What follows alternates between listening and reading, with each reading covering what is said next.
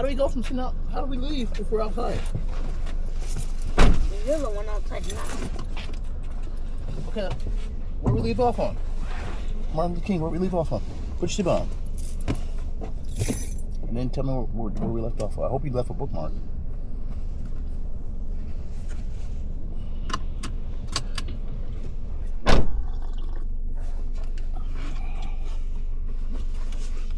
Where we leave off on? Right there? No, that page. Okay, so we're gonna start at the last sentence, which is where? Right here. This is the last sentence. That's not the last. Well, the last. I'm sorry, the last paragraph. That's right not there. The last paragraph. Where's the last paragraph? Well, we're gonna start off the last paragraph before the first one. The first paragraph. Sorry. Okay. You got me. The first paragraph. Okay, what book are we reading? Martin Luther King. Okay, Junior. Heroes of America, Illustrated Lives. Let's go. Aren't you gonna record? Yeah, I got it. It's look, record. Okay. You don't know what either. Bro, I'm tight. I got stuff. Don't worry. Let's roll. I'm recording. When Martin arrived at Dexter, he began changing things in the same way as his father had done. When he had taken over Ebenezer in his opening. Wait, what's it called? Ebenezer. Ebenezer. Don't open the book all the way. Just tell me the word, bro. Ebenezer Church. Baptist Church. In his opening sermon as the new pastor, Martin let it be known as that he was in charge. I believe that is my calling to this church from my God. He sent a letter to the church. If God had appointed me to this task, then what man has the right to challenge his decision? Martin quickly formed committees, boards, and councils. It was like a new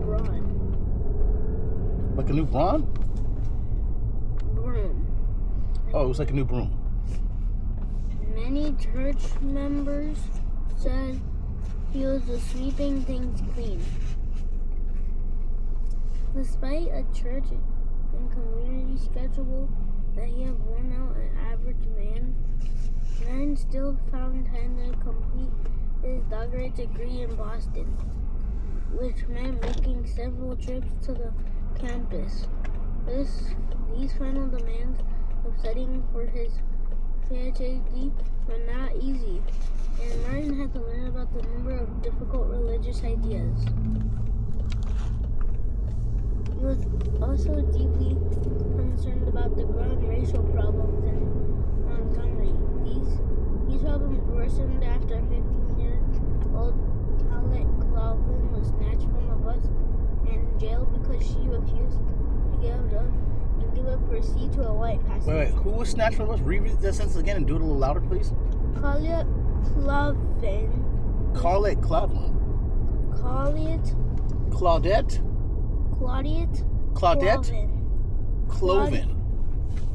Claudette Cloven was snatched from a bus and jailed because she refused to get up and give her seat while a white passenger. I thought that was someone else who did that. There is someone else. Not the first time, but that's one of the times. So Martin Luther King say he's just hearing about the problems right now. He's hearing about the problems. Later, he's going to be a part of the solution. Right? So right now he's young. He's still going to college. Right? He's got his young wife. He's just starting off his career. And he's hearing about the problems. Claudette Cloven, who got snatched off the bus and whatever because she wouldn't give her seat up to a white passenger. And he's hearing these things and he's not liking what he's hearing. What he's, you know what I mean? Mm-hmm. So this is what's going to form Martin Luther King into becoming the man he's going to be. Mm-hmm. Okay, go ahead. Experiences. My father would never tolerate this, Martin told Carrietta sadly. Mm-hmm. Something has to be done. What will you do now, Martin? We need to organize, Martin answered. There's strength in numbers. We need to get together and stand up for our civil rights. Yeah. Not long after, it became clear that Martin was right. A time for a change had come. Logan's situation was only the beginning. The real test case against the city racial injustice was just around the bend. When I got off work that evening in December 1st, 1955, Rosa Parks, a black woman, wrote in her memoir, I went to Court Square as usual to catch the Cleveland Avenue bus home. I didn't look to see who was driving when I got on. By the time I recognized him, I already paid my fare. It was the same driver who put me off the bus back in 1943. I saw a decent seat in the middle section of the bus and I took it. Parks sat down and refused to move from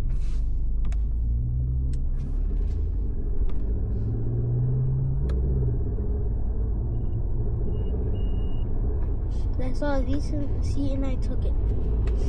In a section reserved for whites. Section reserved for whites. The driver threatened her, but she persisted. She refused to move. Eventually, two policemen came. Parks continued. They didn't stand up.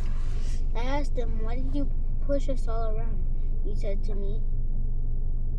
And I quote him exactly, arrest.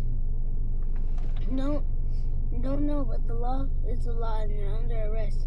These are simple. So, and I quote him exactly. He said, I don't know, but the law is the law and you're under arrest. So she said, what's the reason why you're pushing me around and you won't let me sit in the front of the bus? He says, I don't know, but the law is the law. You're under arrest. Okay.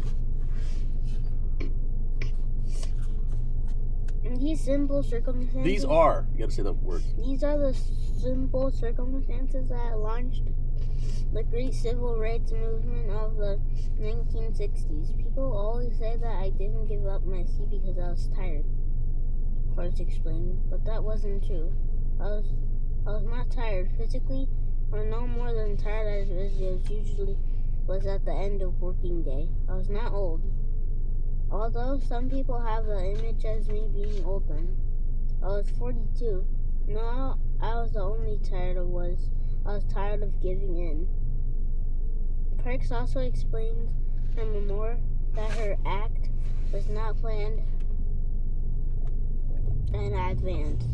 As many people think, people have asked me if it occurred to me then that I could be the test case in the national occasion for advanced of colored people.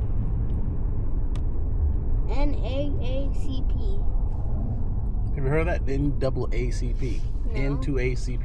NAAA. They say NAACP. What does that stand for? Well, I just told you. National Advancement. No. African and colored people. What does that for? National Association Association. for Advanced of Colored People. Okay. National Association for Advancement of Colored People. Okay. Had been looking for and not think about that at all. In fact, Get on first, bro. I let myself think too deeply about what might happen to me. I might have gotten off the bus, but I choose to remain. Her cup of endurance, as Martin would say later, had merely run over. Rosa Parks spent a few hours in jail after she was released. E.D. Nixon of Montgomery, NAACP, asked her if she would be willing to make her incident a test case against segregation. Parks agreed. With a couple of days, a support committee was formed. Martin, who had received his PhD from Boston University that spring, quickly joined the commit. The commit members included Reverend Ralph Albertini, the First Baptist Church.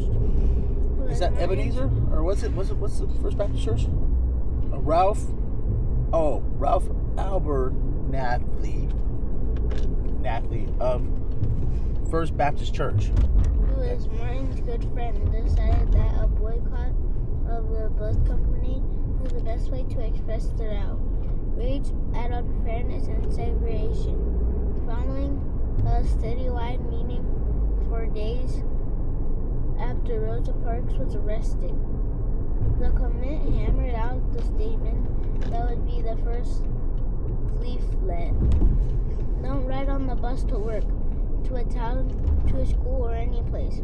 Monday, December 5th, another Negro woman had been arrested and put in jail because she refused to give up her bus seat. Hold on. What does Negro woman mean? What? What does Negro woman mean? Another Negro woman. What does that mean? I'm asking you. I don't know. Negro means black, basically. But people can't really call you Negro, okay? But it means black. Huh?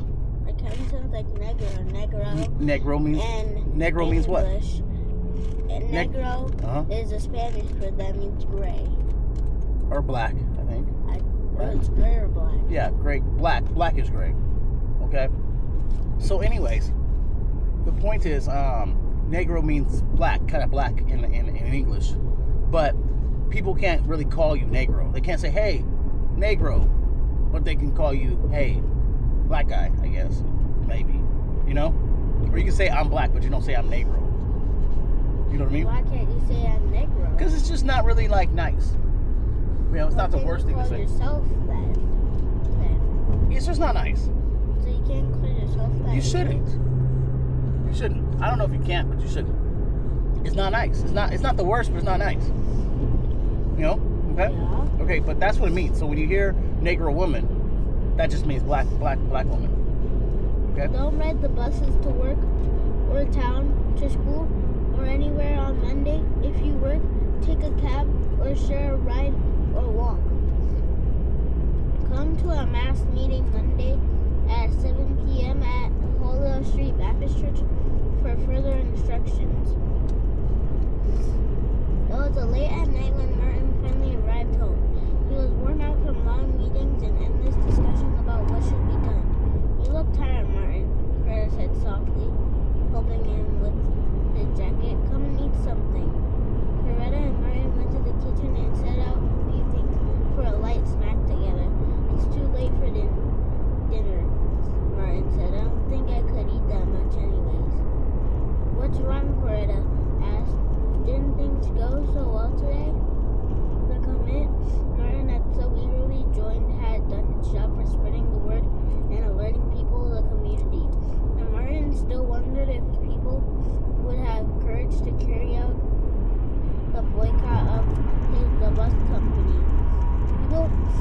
People have to be strong, Martin said. It's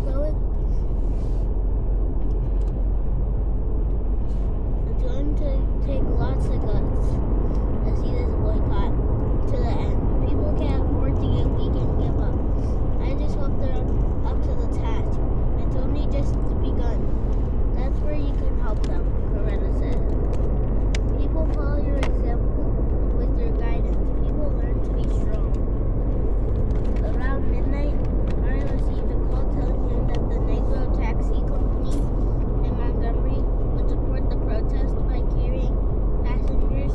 Even so, Martin was concerned about the outcome of their plan. But that morning, when Martin stumbled out of bed before 6, still weary from the previous day's activity, he was for a great surprise. Can you read a little louder? Living only a few feet from the bus stop, Martin and Coretta could see how many passengers were aboard each bus. Martin and Coretta waited anxiously for the arrival of the first bus, while he was in the kitchen getting another cup of coffee.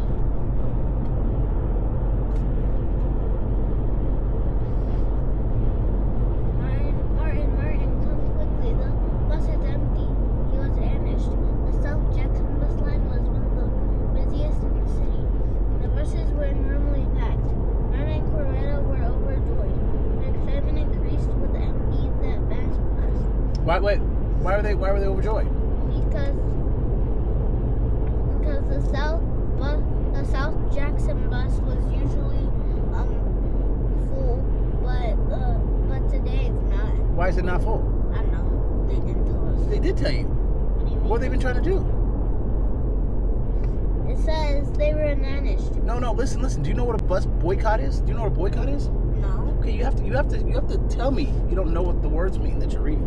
Okay, because if you just read them and you don't tell me what it means, then it means nothing. Okay, so they've been planning a bus boycott, right? Yeah. Well, what do you think that means? They wouldn't let Rosa Parks or any of the other. You have to sit in a different seat than white people. Well, that's what they told them, but they didn't like that rule. So they said we're gonna boycott the bus. They're not gonna go on the bus. They're not gonna ride the bus, right? So they planned a bus boycott. When you boycott something, you're not gonna participate in it. You know, I'm boycotting something, right?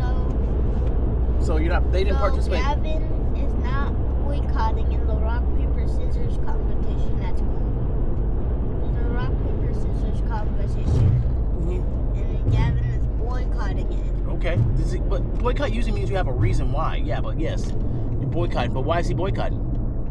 Because I guess he isn't that great at. Okay, so he's scissors. boycotting it because he's not that great. All right, yeah, for sure. So boycott is not participating in something.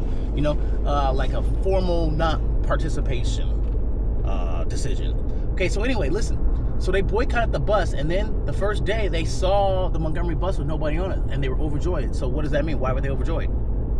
Because they were overjoyed. No. because- Think about the boycott. Just tell me without reading it. Think about the boycott. The fact that the boycott wanted nobody to ride the bus, right? Yeah. When they saw the bus going down the street with what? With nobody inside it. That meant what? I meant the bus was empty. And that meant their boycott was what? Over. Successful. Successful. It means it was working. It means people were boycotting the bus. That's what they wanted. They wanted nobody to ride the bus. And what happens if nobody rides the bus? Then the bus is at a sale. The bus don't make money. The bus don't make money. Everybody's got to make money, right? Yeah. So the bus don't make money. They might what? Change the rule. They might change the rule. Okay, go ahead. How the boycott working in the other parts of the city, Martin wondered. He drove all over town to find out. Soon Martin discovered that the boycott was more than he had hoped for. The black residents from nearly every part of the city were talking part of the protest. Meanwhile, later that morning, Rosa Parks was scheduled to stand trial. After the judge heard the arguments, he found Parks guilty for disobeying a city ordinance and fined her $10. Martin knew that decision was likely to alarm the community further. So she broke the law, right? They said the law used to say black people can't sit in the front. It was a law, bro. And you could get arrested. And they arrested her. And then they fined her in court, right? $10. $10 a lot, ain't it? No, It's not a lot for you? no, Yes, it is. no. Bro, you don't make $10. I had $11. Yeah, but it took you a little while. What if you lost it all just for a fine? That wouldn't be good, right? What I if you just still had $1. So well, but you want I can $11. make it up. Yeah, but you want 11. I can make it up. Yeah, but listen. You want all your money. Yeah. Okay, you don't want just a little bit of it. I could get $10. I understand. Listen. I understand you can get more, but you don't want to lose your money to fines. Okay, so when they find her, that's upsetting. All right, so they're trying to punish her back. Okay, so she's trying to punish them by not riding the bus, by boycotting. They're trying to punish her by fining her. It's like a tariff, Yeah. right? Yeah. Okay, now go ahead.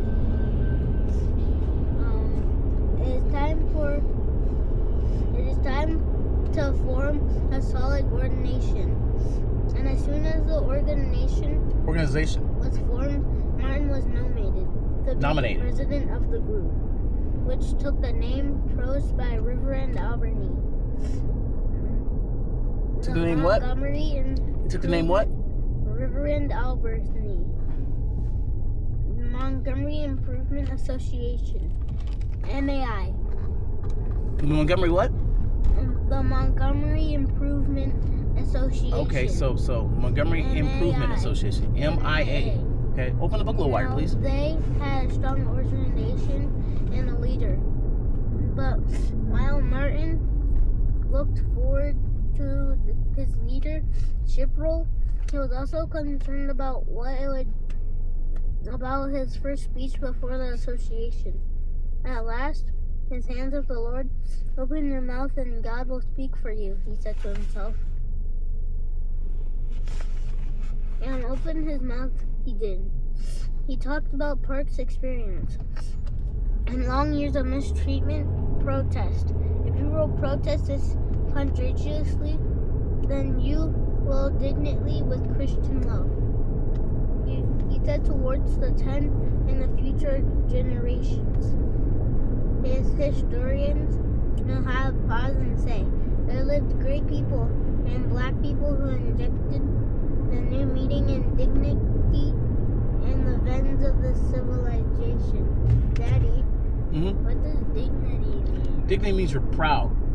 There are proud black people, you know, in the past and in the present and going to be in the future. What does veins mean? Huh? Let me see. Open the book wider. Let me see. Veins, the veins of civilization. So through the blood, the blood runs through your veins, right? Yeah. So it says there are proud and dignified black people through the veins of civilization. So it's like they're painting a picture of like civilization doesn't really have veins, right? But if it did, what if civilization was a body? If it was a person, okay? Through the veins of civilization. So like the things that like made the civilization, there were proud, black, dignified people, right? Running through the veins of civilization, which means Martin's saying we need to bring that back. We're strong, proud, dignified people, and we're not getting strong, proud, dignified respect. So it's time to bring it back. You understand? Okay, go. There's tremendous applause. Martin meant now he was ready to lead the march towards freedom and equality for all. As the boycott gathered steam, there was a number of problems to solve. Getting people back and forth to work could not depend or hit or miss arrangements. Transportation had to go smoothly. Money came from all over. The various communities of the Mia took on this task.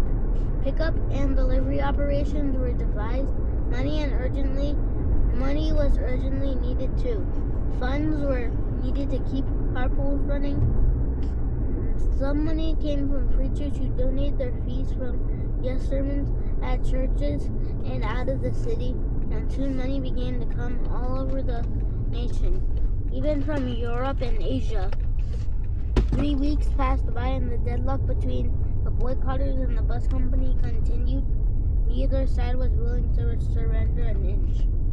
Each side of their willing was surrender an inch. Each side wasn't willing to surrender an inch. So the bus people weren't willing to end segregation on the bus, and the black people who were fighting for desegregized bus rides, they wouldn't surrender either. They were like, no, we want to be able to sit where we want on the bus. So neither side was surrendering. Yeah. Okay.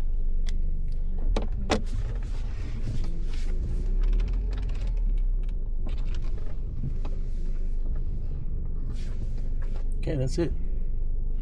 You're gonna touch the screen pound? What? Pound? Bye. You got a screen pound, right? Bye.